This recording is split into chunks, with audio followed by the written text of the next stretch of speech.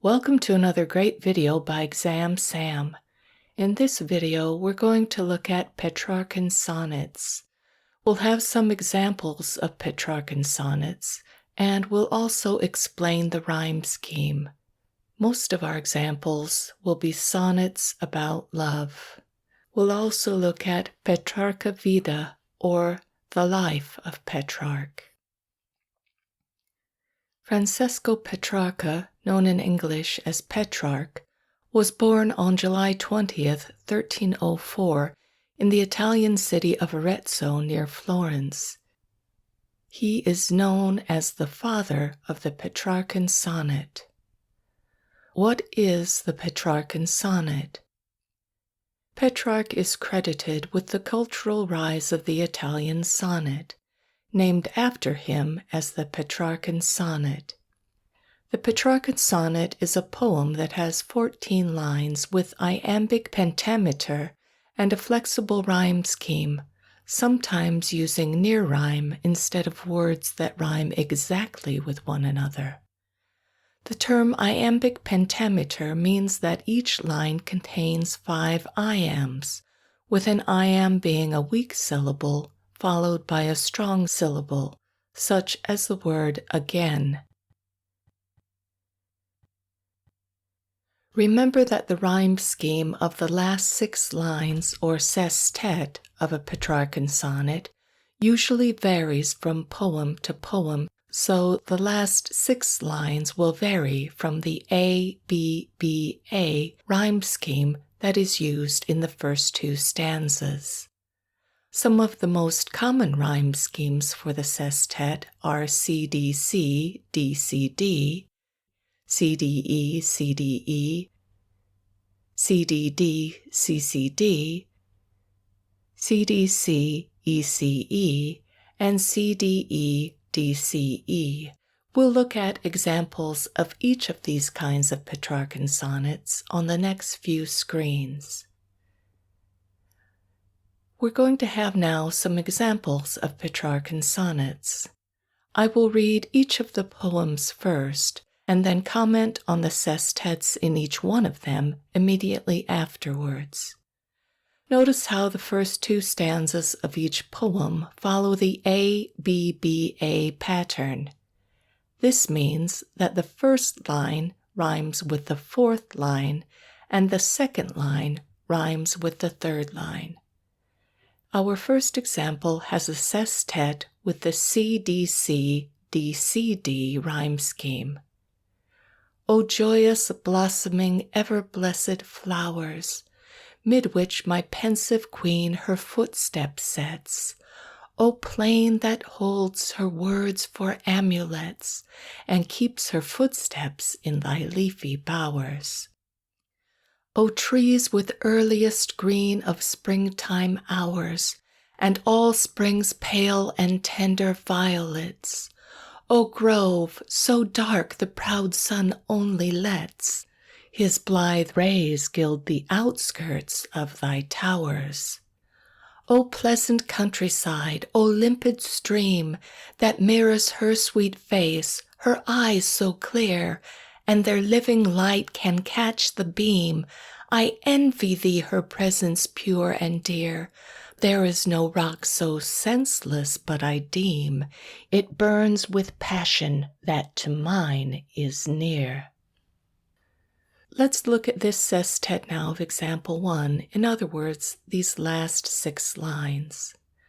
Notice how lines 1, 3, and 5, in other words, the C lines, each rhyme with each other, and lines 2, 4, and 6, in other words, the D lines, also rhyme with each other.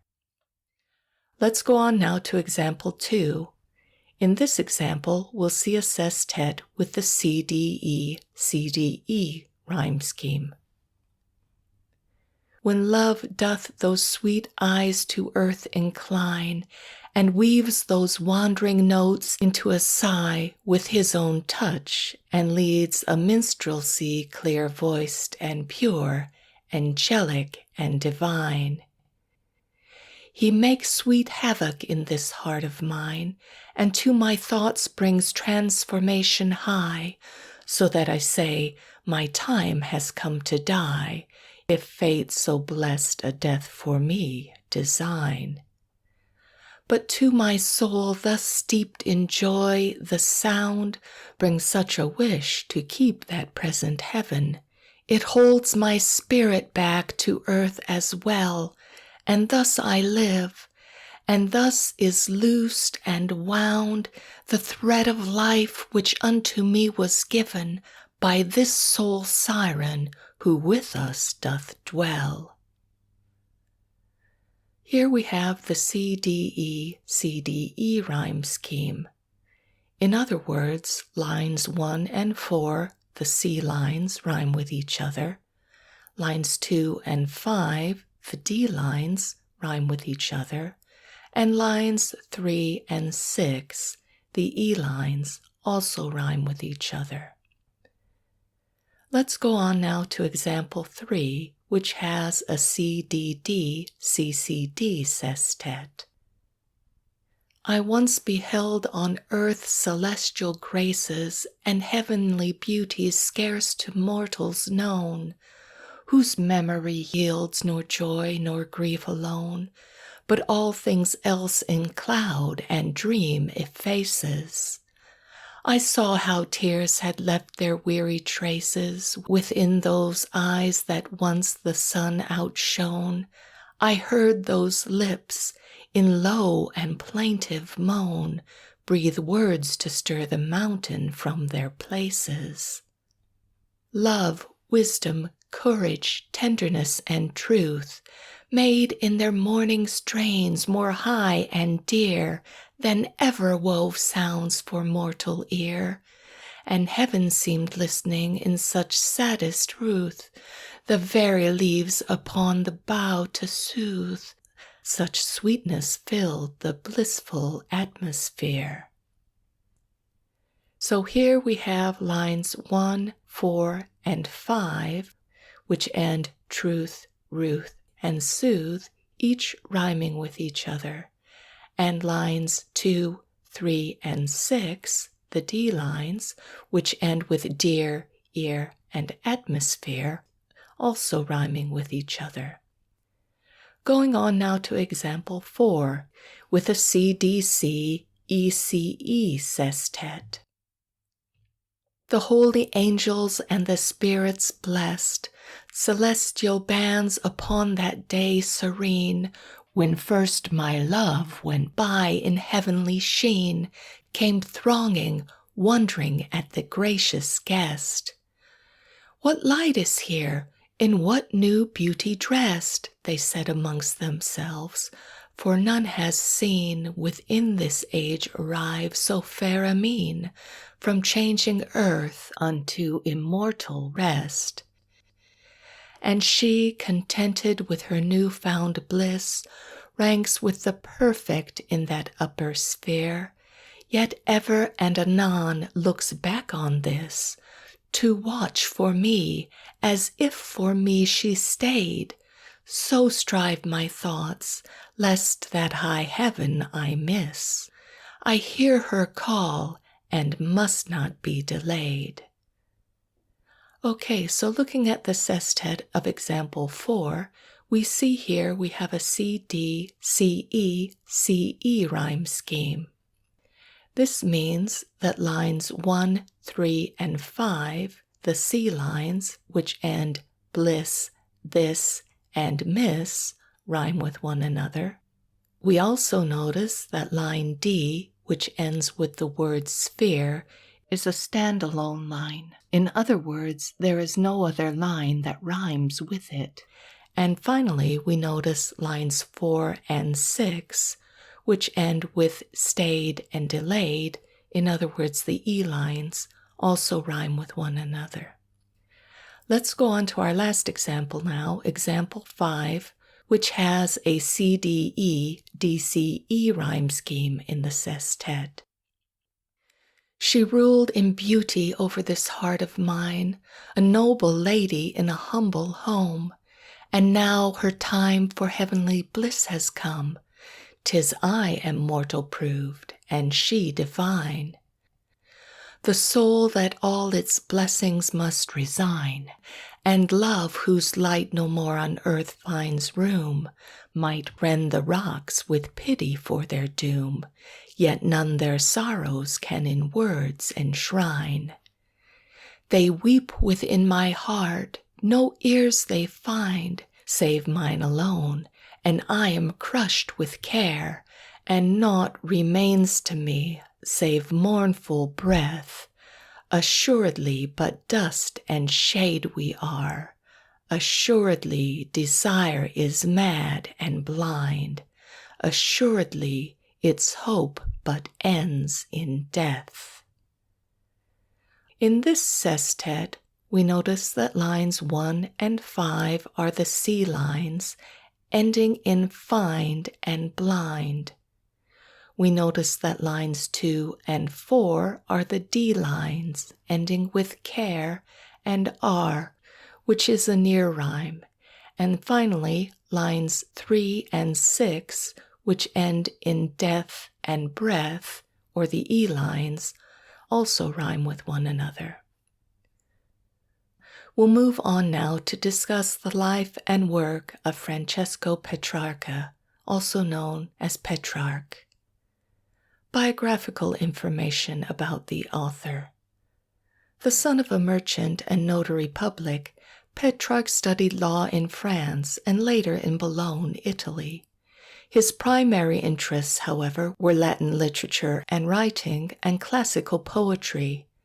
After his father died in 1326, Petrarch abandoned the study of law and began earning a living by serving various clerical positions within the Catholic Church, an occupation which allowed him time for his writing. Petrarch and Humanism. The poet is best known for his lyric poetry and is widely regarded as the founder of humanism, the cultural movement which later culminated in the Renaissance. Petrarch is regarded as the first humanist because he observed the world around him and contemplated his own interior life with great awareness.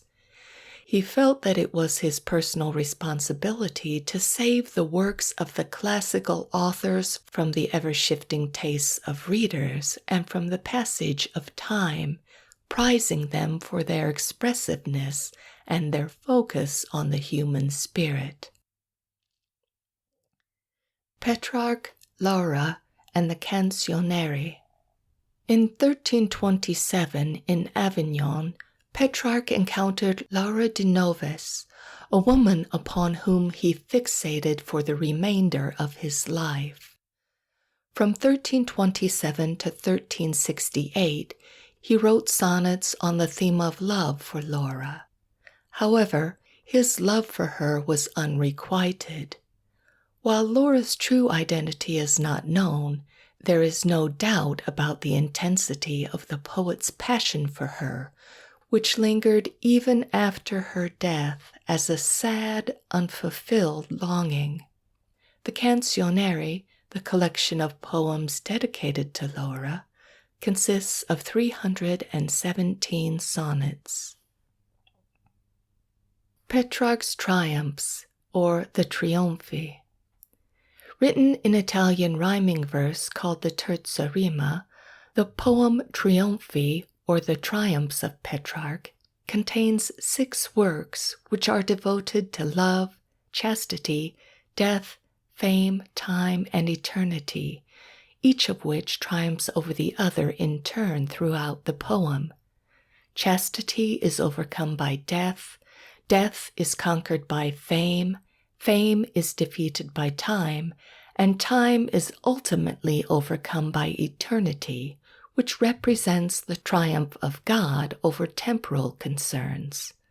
The work also has imagery from the Roman ceremony of triumph, in which a leader would be crowned with laurels for their triumph in battle. Petrarch's fame and influence. Throughout his life, Petrarch became renowned as a poet, and on Easter Sunday, April 8, 1341, he was named poet laureate in a ceremony in Rome. The poet's life was marked by his interior conflict between the distractions of earthly life, particularly love and beauty, and the achievement of loftier religious goals. Petrarch's influence in English began with Chaucer, who took translations of Petrarch's poetry and used them in his own work. Petrarch's influence in English has endured throughout the ages and can be found in the works of poets such as Sir Thomas Wyatt and Percy Shelley.